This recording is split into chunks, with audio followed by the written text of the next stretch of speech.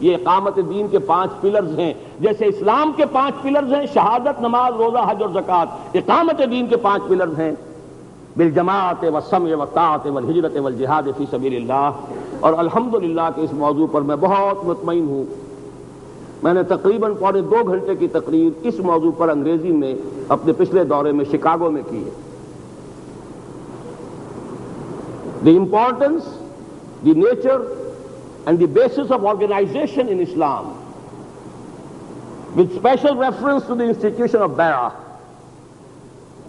اس لیے کہ دوسری بات ایسی ہے کہ مسنون بنیاد جو ہے اس جماعت کی جو اقامت دین کے لیے قائم ہو وہ صرف بیعت ہے اور کوئی نہیں. جس شخص پر اطمینان ہو کہ یہ یہی کام کرنا چاہتا ہے, he means business, he is sincere, he knows the job, اس کے ہاتھ میں ہاتھ دے کر غلامی اختیار کرو اس کی, اندھے بہرے ہو کر نہیں. سب اطاعت فی المعروف, شریعت کے دائرے کے اندر جو حکم دو گے مانیں گے, مشورہ دیں گے, رائے دیں گے, اپنی رائے بھی ظاہر کریں گے, لیکن جو حکم دو گے مانیں گے. سب اطاعت بالجماعت والسمع والطاعت والہجرت والجہاد فی سبیل اللہ. اس کے سوا دین میں کوئی طریقہ نہیں ہے. ہاں مباح ہے. یہ جدید تنظیمیں جو ہیں اس موضوع پر بھی اللہ کا شکر ہے کہ میں نے حال ہی میں ایک تحریر لکھی ہے کہ جماعت اسلامی میں 3 مرتبہ جو فسادات ہوئے. میں سمجھتا ہوں جماعت اسلامی کی تحریک جو تھی سن 41 سے جو شروع ہوئی وہ صحیح معنی میں اقامت دین کی تحریک تھی. پہلا فساد سن 43 میں ہو گیا, مولانا علی میاں, مولانا منظور نعمانی اور تقریباً 1/3 جماعت علیحدہ ہو گئی.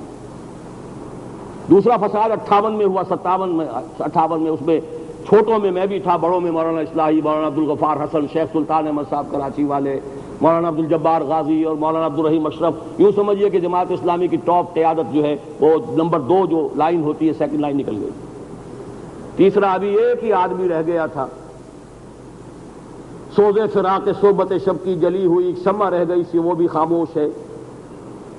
نعیم صدیقی صاحب مولانا مودودی کے اولین ساتھی 1938 سے ان کے ساتھ دینے والے, وہ بھی کٹ گئے, علیحدہ ہوئے. انہوں نے تحریک اسلامی بنائی, وہ بھی 2 حصوں میں تقسیم ہو گئی. یہ سارے دھندے صرف اسلام کے صحیح نظم جماعت کو اختیار نہ کرنے کی وجہ سے ہوئے, ورنہ ان میں سے کوئی غیر مخلص نہیں تھا.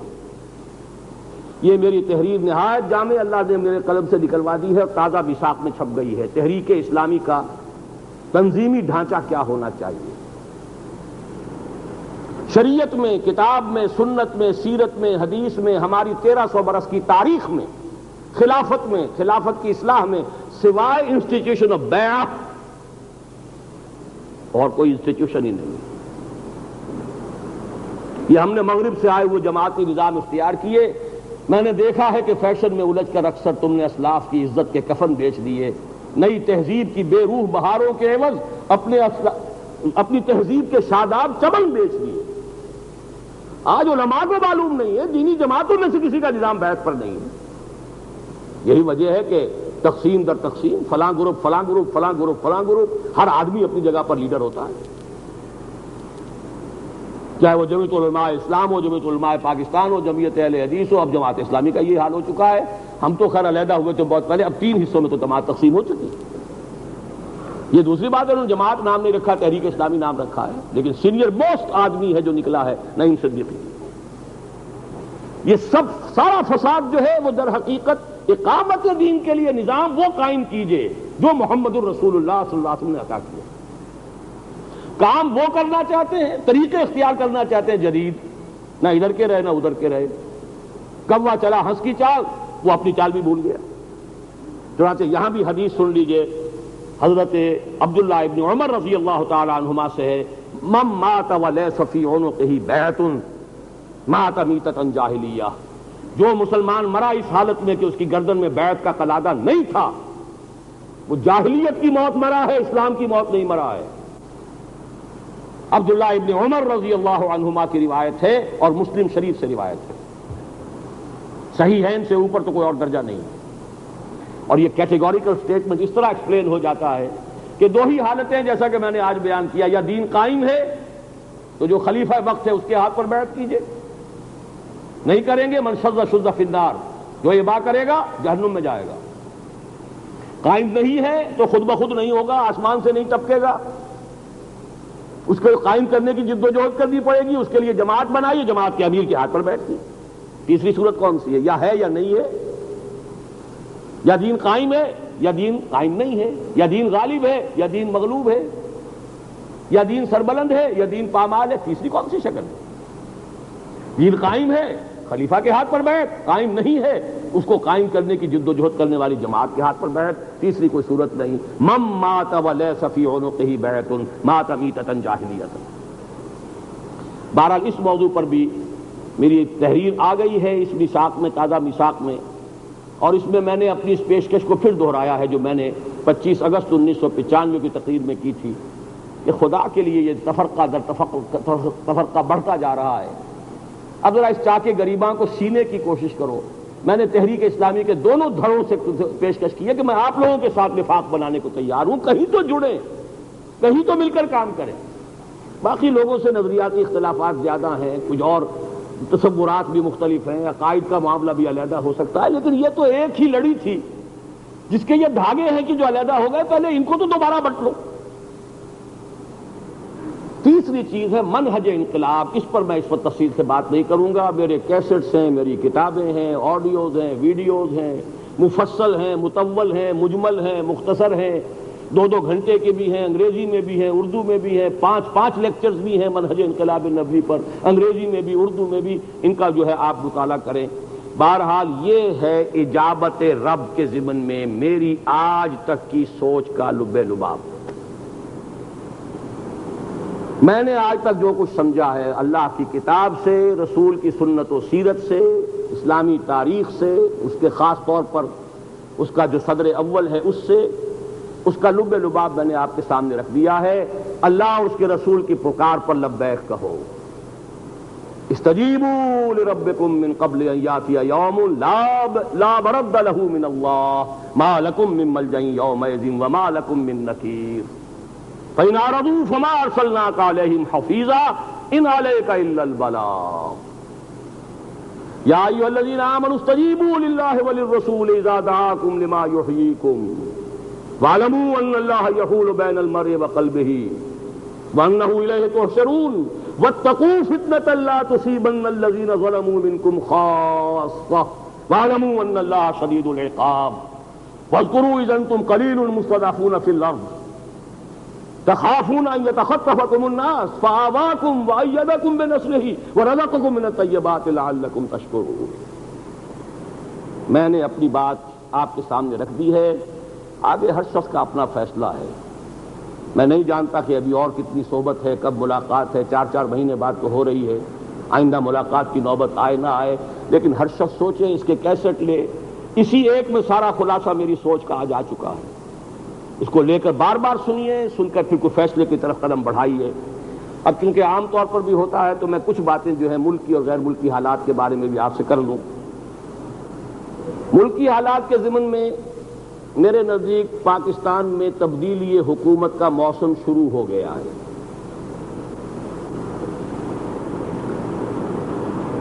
حکومت کا اخلاقی دستوری پہلو انتہائی کمزور ہو چکا ہے، ڈی اسٹیبلائزڈ ہے، کوئی استحکام نہیں۔ اسی طریقے سے اس کے برعکس اپوزیشن بہت مضبوط ہو چکی ہے۔ شیخ رشید صاحب کی رہائی اور اس کے بعد جو بھی اب عدلیہ کا فیصلہ آیا ہے اس کی وجہ سے بھی ہر طرح سے تقویت اسے حاصل ہوئی ہے۔ آج میں سوچ رہا تھا تو مجھے حضور کے الفاظ یاد آئے، حجۃ الوداع کے موقع پہ آپ نے فرمایا تھا استدار الزمان کہیتہ یوم خلق اللہ السماوات والارض۔ کیلنڈر میں قریش نے جو گڑبڑ کر دی تھی، کسی سال وہ حرام مہینے کوئی اور کر لینے، محترم مہینے کسی سال کوئی اور کر لینے، آگے پیچھے کر دیتے تھے۔ حجۃ الوداع کے موقع پر ٹھیک صحیح جو ذوالحج کا مہینہ تھا اسی میں حج ہوا ہے، تو اس کے بعد سے بند کر دیا گیا یہ قاعدہ، یہ جو اشہر حرم ہے یہ آگے پیچھے نہیں کیے جا سکیں گے۔ آج زمانہ اسی جگہ آ گیا ہے جہاں پر کہ اللہ تعالیٰ نے اس کو پیدا کیا تھا۔ ساری غلطیاں چکر لگا کر جو ہیں غلطی ادھر ہوئی پلس ہوئی مائنس ہوئی ہو کے سارا کا سارا استدار الزمان کہیعتہ ہی، آج زمانے کی تقویم بالکل اس مقام پر آ گئی ہے جس مقام سے کہ اس کا آغاز ہوا تھا یوم خلق اللہ السماوات والارض۔ اسی طرح میں آپ سے عرض کر رہا ہوں استدار الزمان کہیعتہ ہی قبل 20 سنوات، آج سے لگ بھگ 20 سال پہلے جو اس ملک کے اندر حالت تھی تقریباً وہی حالات اب اس ملک میں دوبارہ آنے والے ہیں۔ کوئی ہنگامہ، اپوزیشن کی تحریک، کوئی اتحاد، اس کی خبریں بھی آ رہی ہیں۔ اس میں اسلام کا نام لازماً اچھلے گا۔ تحریک جب بھی اٹھتی ہے بنتی نہیں ہے بادہ و ساغر کہے بغیر، لوگ جانے دینے کے لیے تیار ہوتے ہیں تو دین کے نام پر، اسلام کا نام۔ نظام مصطفیٰ PNA کی تحریک 1977 اصلاً PNA تھی، پاکستان نیشنل الائنس، بن گئی نظام مصطفیٰ اس لیے کہ اب جانے مانگنی تھی۔ اسی طرح سے جیسے اس وقت کچھ علماء کو شو بوائز بنا کر بہت اہمیت دے دی گئی تھی، اب بھی ہوگا۔ کچھ مذہبی جماعتوں کی ان کے فوٹو زیادہ آئیں گے، ان کے اخبار میں بیانات آئیں گے۔ نواز شریف صاحب کے ساتھ کچھ مولانا نورانی میاں کا اب ذرا زیادہ قرب ہو رہا ہے، وہ بڑا نیچرل الائنس ہے، اس لیے کہ مسلم لیگ کا جو بھی تصورات تھے اس میں خاص طور پر بریلوی مکتب فکر کے علماء کا جو ہے وہ ان کے ساتھ زیادہ ذہنی مناسبت تھی۔ بہرحال اس سب کا جو نتیجہ ہے وہ اپنی جگہ، وقت کتنا لگے گا میں نہیں کہہ سکتا، لیکن جو بات میں آپ کو بتانا چاہتا ہوں تفصیلات میں جائے بغیر، بدلے گی تو صرف حکومت بدلے گی، چہرے بدلیں گے، نظام بالکل نہیں بدلے گا، نظام وہی رہے گا۔ وہی سودی کاروبار ہوگا، وہی امریکہ کی ارادت مندی ہوگی، وہی IMF اور ورلڈ بینک کی جو ہے ہم ان کے جس طریقے کی اسامی بنے ہوئے ہیں، صورتحال میں سرے منہ فرق نہیں، چاہے بے نظیر ہو اور چاہے نواز شریف۔ نواز شریف کو میں بہت کریڈٹ دیتا ہوں، بہت بڑا کام کیا، بہت محنت کی، ایک اپوزیشن کو کھڑا کر دیا سامنے، اس سے پہلے نہیں تھی اپوزیشن، مضبوط اپوزیشن، بڑی محنت ہے، اس میں کوئی شک نہیں۔ لیکن یہ کہ نظام میں تو ان کے درمیان کوئی اختلاف نہیں۔ فیڈرل شریعت کورٹ نے اگر ربا کے حرام کا فیصلہ دیا، حرمت کا فیصلہ دیا، بینک انٹرسٹ کو ربا قرار دیا، انہوں نے اپیل دائر کر دی اور ان کی وجہ سے آج تک وہ کولڈ سٹوریج میں پڑا ہوا ہے۔ IJI میں بہترین ووٹ لے کر 2/3 میجورٹی لے کر گئے، لیکن یہ کہ دستور میں ترمیم نہیں کر سکے، جس کی وجہ سے اب سارا پینڈوراز باکس کھل گیا ہے۔ تو اصل میں نظام کے اعتبار سے کوئی فرق نہیں ہے، لیکن چونکہ لوگ ہیں ان کی جو یادداشت ہے وہ مدھم پڑ جاتی ہے، پھر جب اسلام کا نام آتا ہے پھر اس رو میں بہہ جاتے ہیں۔ لہذا میں نے صرف آپ کو اپنا یہ فرض سمجھا کہ سمجھا دوں کہ یہ صورتحال جو ہے مذہب کے نعرے سے بالکل دھوکہ نہ کھائیے۔ باقی ٹھیک ہے، سیاست کے طرز پر جو ہو رہی ہے، گاؤں آمد کے خر رفت یا گاؤں رفت اور خر آمد، گائے گئی اور گدھا آیا یا گدھا گیا اور گائے آئی، کوئی فرق نہیں پڑتا جب تک کہ نظام نہیں بدلتا، اور نظام نہیں بدلے گا منہج انقلاب نبوی کے بغیر، اقامت دین کی فرضیت کے تصور سے پوری طریقے پر سرشار ہو کر جو لوگ تن من دھن لگا لیں اور جان کی بازی کھیلنے کے لیے تیار ہو جائیں، کم سے کم 1,00,000 2 لاکھ انسان اس ملک کے اندر، جب تک یہ نہیں ہوگا نظام نہیں بدلے گا۔ لہذا جس کو بھی نظام سے دلچسپی ہے وہ اس کام کے اوپر جم کر کام کرے، ڈٹا رہے، توجہات کو منتشر نہ ہونے دیں۔ باقی تو الٹ پھر آئے ہیں، ایوب خان آئے تھے، بھٹو صاحب آ گئے، ضیاء الحق آ گئے، پھر اور آ گئے، بے نظیر آ گئی، پھر نواز شریف آ گئے، پھر بے نظیر آ گئے، یا کوئی اور آ جائے واللہ عالم، نواز شریف آتے ہیں، کوئی آتے ہیں، کوئی اور شکل ہو سکتی ہے، کوئی فرق نہیں پڑتا۔ وہی فیوڈلزم، وہی جاگیرداری، وہی سرمایہ داری، وہی سودی نظام، وہی فحاشی، وہی بدماشی، ہر شے جوں کی تو ہے، بلکہ ہر بری شے بڑھ رہی ہے ہر دور کے ساتھ، بشمول دور ضیاء الحق ہر بری شے بڑھی ہے۔ وہ نظام کیا ہے اسے تھوڑا سا دوبارہ سمجھ لیجئے کہ جو نظام اس وقت آ رہا ہے، چاہے وہ بے نظیر کے ہاتھوں آئے، چاہے وہ کسی اور کے ہاتھوں آئے، بے نظیر ہو یا با نظیر ہو، وہ جو بھی نظام آئے گا اس کے 3 سیلینٹ فیچرز ہیں۔ نمبر 1 سیکولرزم خالص، جس کی طرف انہوں نے پیش قدمی کر دی تھی اقلیتوں کو 2 ووٹ دے کر، لیکن مخلوط انتخابات کا معاملہ بھی ہو سکتا ہے، کچھ نہ کچھ ہوگا. اگر ان ہاؤس چینج ہوئی تو کسی نہ کسی چیز کے اوپر دونوں کا اتفاق ہوگا. اس حوالے سے وہ آپ بھول جائیے، اب وہ ساری چیزیں جو ہیں وہ نکل جائیں گی. سیکولرزم جو ہے، میں نے 4 سال قبل ایک مقالہ لکھا تھا، نوائے وقت میں شاید 3 قسطوں میں آیا تھا. 4 سال پہلے میں نے کہا تھا کہ بریک کھل گئی ہے اس ملک کی. ابھی تک یہ تھا کہ دینی قوتیں ایک طرف، سیکولر قوتیں ایک طرف، ایک سٹیسس تھا کہ نہ ہم چلنے دیں گے نہ چلیں گے، اور اگر چلیں گے نہیں تو چلنے بھی نہیں دیں گے. لیکن اب وہ بریک کھل گیا ہے. وہ 4 سال پہلے کا مقالہ میں نے تازہ جو ہے ندائے خلافت میں شائع کیا، اس کو پڑھیے اور پھر دیکھیے کہ ان 4 سالوں میں جو میں نے پیشن گوئی کی تھی وہ کہاں سے کہاں تک پہنچ چکی ہے. دوسری بات کیا ہے، چھیچر صاحبہ تشریف لائی ہوئی ہیں اور بڑے اہتمام کے ساتھ اس بڑھاپے میں کوئی بڑا اونچا مشن ہے جس کے لیے نکلی ہوئی ہیں. انہوں نے 2 چیزوں کی خوشخبری دی ہے، یا 2 چیزوں کی تلقین فرمائی ہے کہ 2 ہی چیزوں کے اندر عافیت ہے. ایک ہے فری اکانومی. فری اکانومی مغرب کا سودی نظام، سرمایہ جارانہ نظام. Market economy, demand and supply. کوئی حلال نہیں، کوئی حرام نہیں، کوئی شے نہیں. پیسے والا پیسے سے جو چاہے کرے.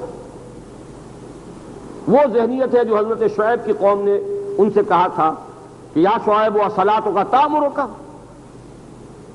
تمہاری نماز یہ حکم دیتی ہے کہ ہم اپنے معبودوں کو چھوڑ دیں، او ان نفعل فی اموالنا ما نشاء، یا یہ کہ ہم اپنے مالوں میں جو چاہے کریں. تم کون ہوتے ہو میرے روکنے والے کہ یہ حلال ہے اور یہ حرام ہے؟ وہی فری اکانومی ہے. اور اس کے لیے یہ سن لیجئے، اب آپ کے ہاں سے ایک ٹیم جا رہی ہے، ٹیکسیشن کی ڈیٹیلڈ جو ہے سفارشات سب امریکہ میں IMF سے بن کر آئیں گی، اور کوئی ایک سٹیج بھی نہیں رہے گی اس ملک میں جس کے اندر کہ بھاری ٹیکسیشن نہ ہو جائے. اور اس سب کو پورا کر کے پھر سرمایہ آئے گا اور بڑی تیزی کے ساتھ آئے گا، اور ملٹی نیشنلز کی حکومت اس ملک کے اندر قائم ہوگی. اور اس میں کوئی فرق نہیں ہے نواز شریف میں اور بے نظیر میں، یا عمران خان میں، یا کسی اور خان میں. سب کے سب اسی زلفی گراگیر کے اسیر. اور میرے لیے واقعہ یہ ہے کہ لرزا دینے والی باتیں تھی جو ان دنوں آئی ہیں. ہمارے ایک مرکزی وزیر نے کہا ہے کہ IMF اور ورلڈ بینک تو ہمارے محافظ ہیں. اللہ سے اعلان جنگ ہے ہمارا. ظاہر بات ہے اللہ سے اعلان جنگ کریں گے تو کوئی تو حفاظت چاہیے. IMF اور ورلڈ بینک ہمارے محافظ. صوبائی وزیر پنجاب کے کہنے لگے بھائی جس سے قرضہ لیتے اس کی شرطیں ماننی پڑتی ہیں، تو سوئی گیس کے ریٹ بھی بڑھانے پڑیں گے، بجلی کے ریٹ بھی بڑھانے پڑیں گے، فلاں بھی کرنا پڑے گا، فلاں بھی کرنا پڑے گا. بات صحیح کہی ہے اس نے. نکل جاتی ہے جس کے منہ سے سچی بات مستی میں. فقیہ مصلحت بھی سے وہ رندے بادہ خار. اچھا بات صحیح کہی ہے، لیکن اس سے اندازہ ہو جاتا ہے کہ حالات جا کدھر رہے ہیں. تیسری چیز جو ہے، بلکہ اسی حوالے سے 4 چیزیں میں عرض کروں گا. تیسری چیز ہے ایجوکیشن، جو تھیچر صاحبہ نے کہا ایجوکیشن. اور ایجوکیشن سے مراد کیا ہے؟ نئی خبر سن لیجئے. عمران خان صاحب لے کر آئے تھے 1 روم 1 کلاس 1 ٹیچر. 3 سال یہ ساری اسکیم، اس کا پورا پوسٹ مارٹم کر کے ہم نے ندائے خلافت میں مضمون شائع کر دیا تھا. یہ یہودیوں کا شروع کردہ ہوا نظام، اور سب سے بڑھ کر بنگلہ دیش میں کام ہوا ہے اس پر. اور جو کام ہوا اس کے جو نتائج ہیں وہ معلوم کر لیجیے کیا ہوا ہے. سماجی انقلاب لایا جا چکا ہے. عورتیں بالکل آزاد بے راہ ہو گئی ہیں. سارا اس میں زور ہی لڑکیوں کے اوپر ہے. اور 3 سال تک وہی ایک کلاس رہے گی اور وہی ایک ٹیچر ہوگا اور ایک کمرہ ہوگا. 1 ٹیچر 1 کلاس، اور یہ 3 سال تک. وہ ایک کی پوری برین واشنگ کر کے گروپ کی نکال دیں گی تو اگلا لیں گے. یہودیوں کا بنایا ہوا نظام. اور اگلی خبر سن لیجئے، تازہ ترین. اس کام میں سر جیمز گولڈ سمتھ نے، پہلے تو عمران خان کو اچکا تھا. میں نے تقریر جو اس مرتبہ آتی امریکہ سے کی ہے وہ بھی میثاق میں چھپ گئی ہے، تازہ میثاق میں. اس میں نے تفصیل سے بیان کر دیا جو آرڈر آف الیمناٹی کیا ہوتا ہے، اور عالم اسلام میں سے کوئی بھی ذرا ابھر کر آدمی آ جائے تو کیسے یہودی جو ہیں اسے اچٹ کر لے جاتے ہیں. ایک اور بہت بڑے ستارے اسلام کے یورپ میں ابھرے، انگلستان میں، جو پاپ سنگر تھے، یوسف اسلام صاحب. اب یوسف اسلام صاحب اور عمران خان کا گٹھ جوڑ کرایا گیا ہے سر جیمز گولڈ سمتھ کے گھر پر ان کی موجودگی میں اس تعلیمی اسکیم کے لیے. یہ تازہ ترین خبر. چوتھی بات، سماجی انقلاب، فیمنزم، عورتوں کی آزادی، جس کے لیے قاہرہ کانفرنس، بیجنگ کانفرنس، عالم اسلام کو گھیراؤ کرنے کے لیے آزاد عورت آزاد کرو، ایبارشن کا حق، کنڈوم کلچر، پوری تعلیم، آزاد. اس لیے کہ آخری پناہ گاہ جو ہے اسلام کی وہ ابھی گھر کی چار دیواری ہے.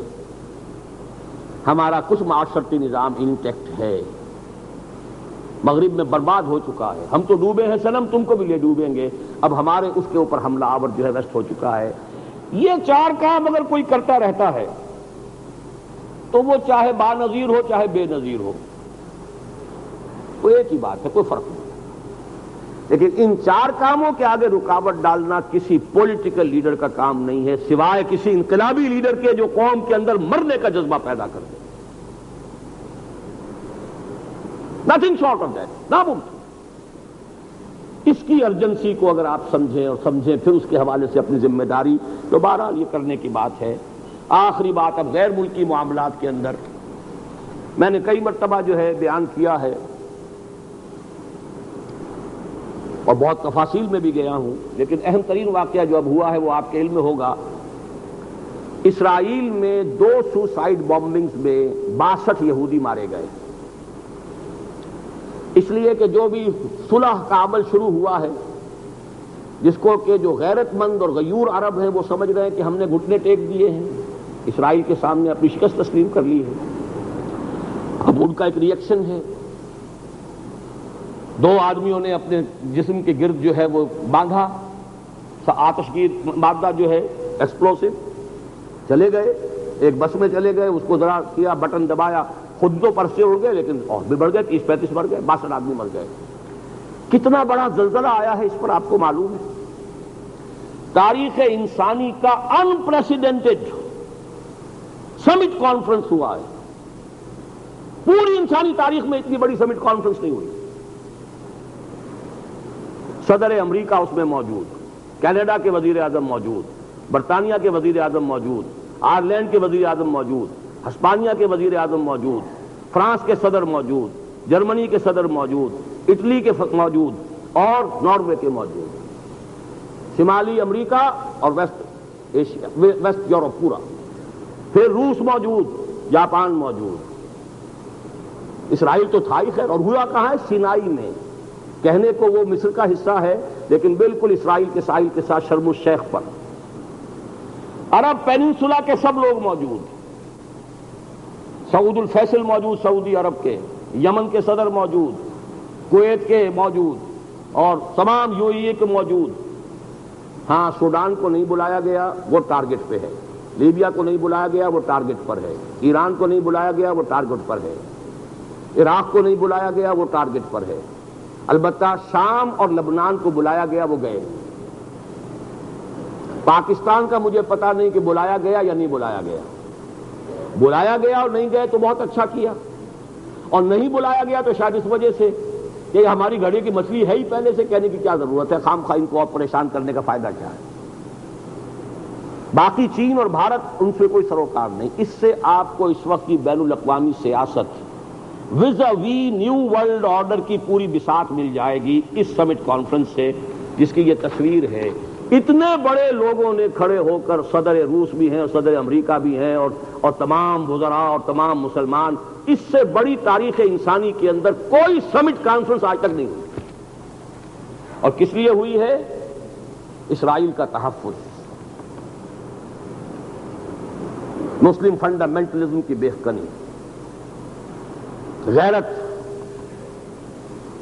افغانیوں کی غیرت دین کا ہے یہ علاج.